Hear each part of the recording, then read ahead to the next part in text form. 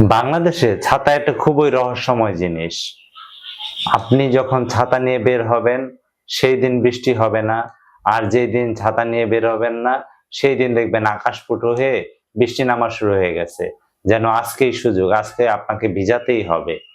আমি একদিন ছাতা নিয়ে বের হলাম, সারাদিন রোদ, এমন রোদ যে সূর্য নিজেই ঘামছে। আমি ভাবলাম পরের দিন, আজ তো বৃষ্টি হওয়ার কোনো সম্ভাবনাই নেই, তাহলে ছাতা না নেই। 5 মিনিট পরে দেখলাম আকাশ ফুটো হয়ে আবার বৃষ্টি নামা শুরু হয়ে গেল। মনে হলো মেঘের টাঙ্কি ফেটে গেছে।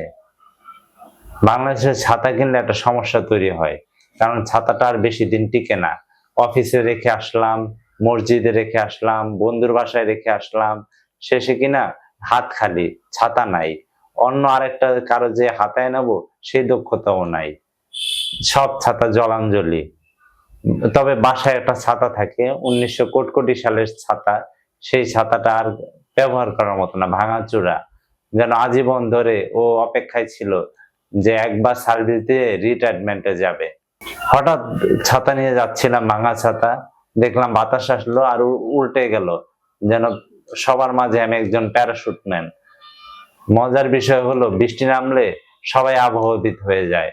এই বৃষ্টি তাড়াতাড়ি থামবে একজন বলে, আরেকজন বলে সারাদিন চলবে। শেষে দেখা গেল কিছুই হলো না, বৃষ্টি থেমেও যায় নাই, আবার পরেও নেই, গুড়ি গুড়ি পড়তেছে। এই জন্য আবহাওয়া জিতে গেল। এরকমই হয়, আবহাওয়াবিদ হয়ে যায় সবাই। এই ছিল ছাতা সমাচার।